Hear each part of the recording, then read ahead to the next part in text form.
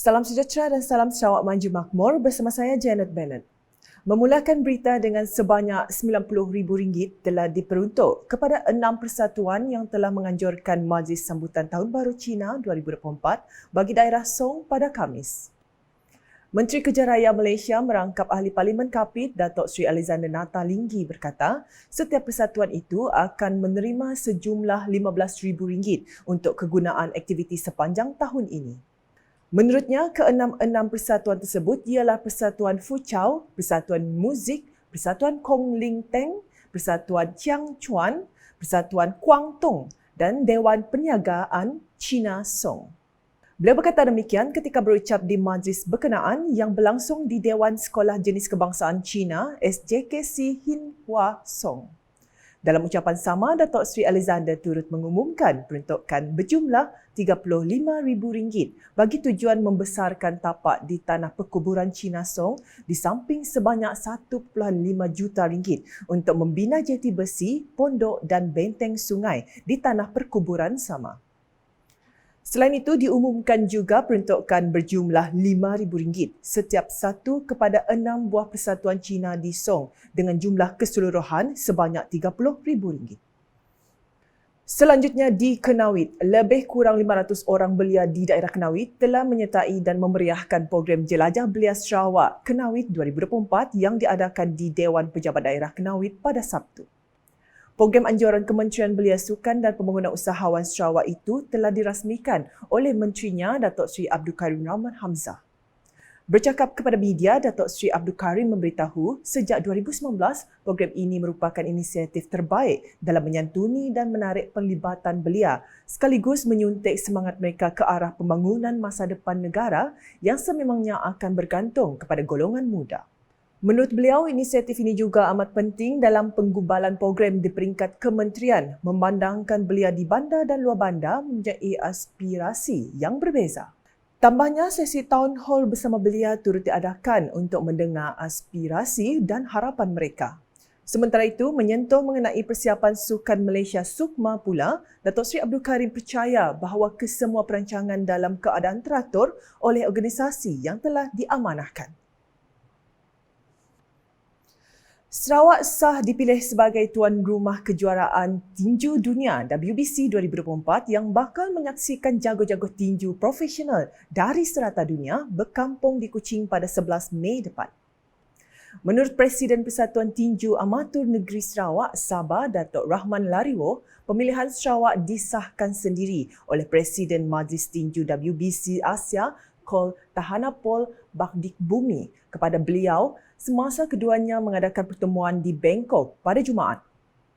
Jelasnya lagi, selepas perbincangan, Sabah bersetuju untuk mengadakan perlawanan WBC itu pada serentak dengan terbuka antarabangsa Sarawak yang akan dilangsungkan dari 6 hingga 10 Mei di Stadium Tertutup Petrajaya. Saya rasa amat bersyukur dan berterima kasih kepada Kerajaan Negeri di bawah terutamanya Kementerian Belia dan Sukan Sarawak di bawah kepimpinan Datuk Seri Karim Hamzah yang telah memberi dorongan dan sokongan yang padu kepada pihak Persatuan Tinju Negeri Sarawak untuk kami menjemput dan membawa serta melakarkan satu sejarah bagi negeri kita, iaitu WBC World Boxing Confederation telah bersetuju untuk menjadikan Sarawak sebagai host dan tempat venue-nya adalah Indo Stadium pada 11/5/2024 di mana kejohanan ini akan disertai bersama dengan Sarawak International Open edisi ketiga dan highlightnya adalah WBC. Bercakap dalam sidang media pada Sabtu, Datuk Rahman mendedahkan setakat ini 8 negara telah mengesahkan penyertaan iaitu Malaysia, Jepun, Indonesia, Bangladesh, Thailand, Filipina, Perancis dan Brazil. Katanya lagi, kemuncak perlawanan WBC nanti adalah pertarungan membabitkan jago tinju Sarawak di Lionel Magdalen Bong atau Kilat Boy dalam kategori Batam Weight di mana beliau dijangka bertemu dengan juara bertahan dari Thailand. Mengulas mengenai terbuka antarabangsa Sarawak, Datuk Rahman berkata, edisi ketiga itu akan menjadi platform persediaan petinju-petinju Sarawak untuk menghadapi Tamasya Sukan Malaysia SUKMA ke-21 yang akan diadakan pada Ogos nanti. Seterusnya, pusat jagaan warga emas seperti Lions Nursing Home Kuching amat memerlukan bantuan dan sumbangan dari syarikat korporat maupun individu di Sarawak untuk memastikan operasinya diteruskan. Pengerusi Timuran Kembangan, Datuk Rahman Lariwo berkata, sumbangan itu sangat penting bagi menyediakan pelbagai keperluan untuk meringankan beban ditanggung pusat berkenaan.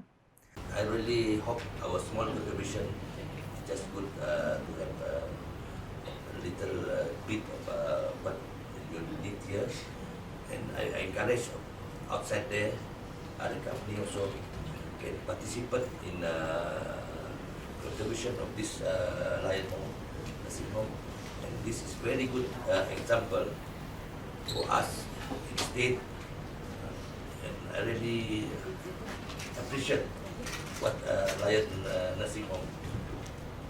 Beliau berkata dalam sidang media semasa menyampaikan sumbangan kepada Lions Nursing Home sempena sambutan cap Gomeh di pusat jagaan itu di Kuching pada Sabtu.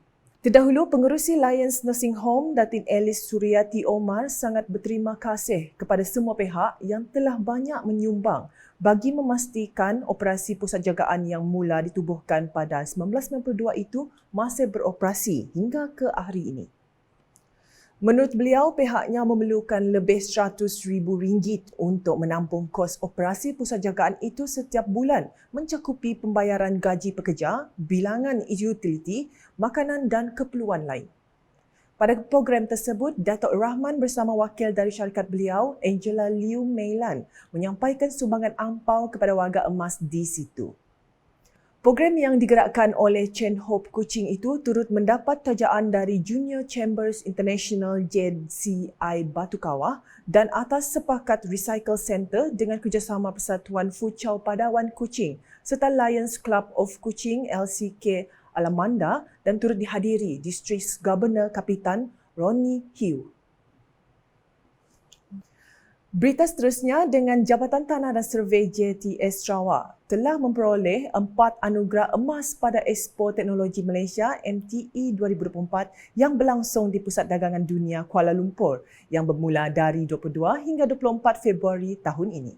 4 emas ini diperoleh melalui 2 projek inovasi yang dipertandingkan oleh JTS pada MTE 2024 iaitu Monitoring System for Survey of Land Acquisitions MOSLA dan Flectivations yang masing-masing telah dianugerahkan pencapaian tertinggi ini dalam kategori International Innovations Award IIA dan Public Service Innovations Asia PSIA.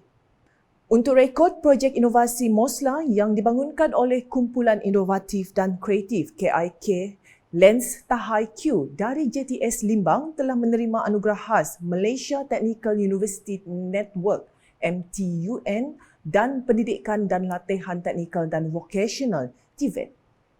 MOSLA menerima anugerah ini atas inovasi pendigitalan perkhidmatan awam dalam memudahkan pengurusan projek demi faedah kepada rakyat sekaligus membolehkan mereka mendapat anugerah khas dari International Alliance of Innovations and Inventions Associations.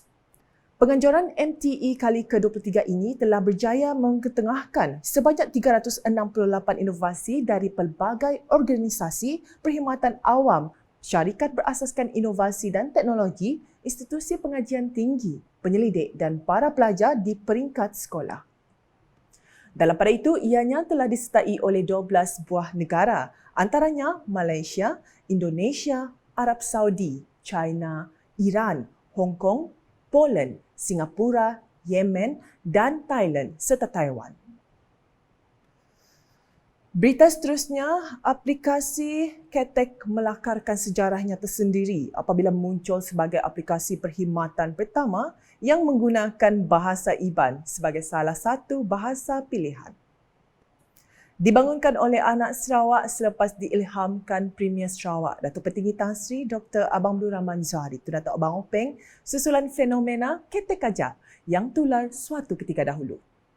Menurut Ketua Pegawai Eksekutifnya Nur Syuhardi Yaakob, Atas faktor itu, aplikasi ini dinamakan Ketek sekaligus menyahut cabaran memantapkan lagi ekonomi digital di Sarawak. Penambahan ini dilakukan setelah mengambil kira keperluan dan taburan penduduk di Sarawak yang rata-ratanya terdiri daripada kaum Iban sekaligus memudahkan mereka membuat tempahan melalui aplikasi Ketek. Beliau berkata demikian semasa berucap dalam Majlis Prapelancaran aplikasi Ketek yang berlangsung di sini pada Sabtu. Dalam majlis yang sama, pengasas bersama aplikasi Ketek, Khadafi Johari memberitahu liputan penghantaran aplikasi ini akan meliputi seluruh kawasan Sarawak termasuk di kawasan luar bandar. Untuk makluman lagi lah, kita akan memula dari Kuching sehingga ke Lawas, termasuk memberi liputan di kawasan-kawasan pedalaman seperti kampung-kampung yang sebelum ini tidak pernah menerima liputan servis penghadapan ini.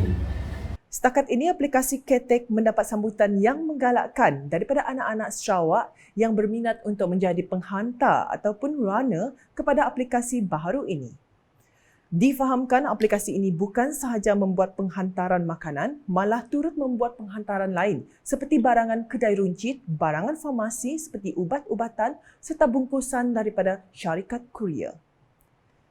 Dalam pada itu, Nur Syuhardi memberitahu bahawa aplikasi ini akan dibangun dan diperkembangkan sehingga ke Sabah, Brunei Darussalam, Kalimantan dan seterusnya ke negeri-negeri di Semenanjung Malaysia. Sekian edisi Tengah Hari bersama saya, Janet Bennett. Berita lebih lanjut boleh didapati di semua platform media sosial KAS termasuk portal KAS Sarawak dan gov.my dan UKAS channel di YouTube. Sebelum mengakhiri Buletin UKAS, saksikan VC Premier Sarawak 2030 Eco-Friendly Transport. #Saluran Informasi Rakyat, Salam UKAS. VC Premier 2030 Eco-Friendly Transport. Pengangkutan lestari merujuk kepada pelepasan karbon rendah dan sifar, cekap tenaga, medium pengangkutan yang berpatutan termasuk kenderaan bahan api elektrik dan alternatif selain bahan api domestik. Transit aliran automasi ART dijangkakan menjadi sistem transit awam pertama di dunia menggunakan bahan api berkuasa sel yang akan bergerak di atas laluan khas. ART menjadi pusat projek sistem pengangkutan Bandar Kuching KUTS yang bermula dengan fasa 1 meliputi jarak 70 km di 3 laluan, laluan biru, laluan merah dan laluan hijau di Greater Kuching. Perkhidmatan bas hidrogen dan elektrik. Bas hidrogen diperkenalkan pada 2019 manakala bas elektrik pada 2021 di dalam sistem pengangkutan awam bandar di Kuching. Bas-bas hidrogen dan elektrik ini juga alternatif hijau untuk para penumpang yang mempunyai kesedaran alam sekitar di samping memberi kemudahan kepada para penumpang harian. Stesen pengecasan kenderaan elektrik bakal dipasang di seluruh Sarawak bagi mengurangkan pelepasan karbon dan menggalakkan lebih ramai rakyat Sarawak untuk memiliki kenderaan elektrik. Setakat Ogos 2022, terdapat 20 stesen pengecasan awam di Kuching. Dengan kepimpinan Premier yang berwawasan, Sarawak akan menjadi peneraju di peringkat nasional malah ke peringkat global di dalam pelaksanaan pengangkutan mesra alam. Visi Premier Sarawak Maju 2030.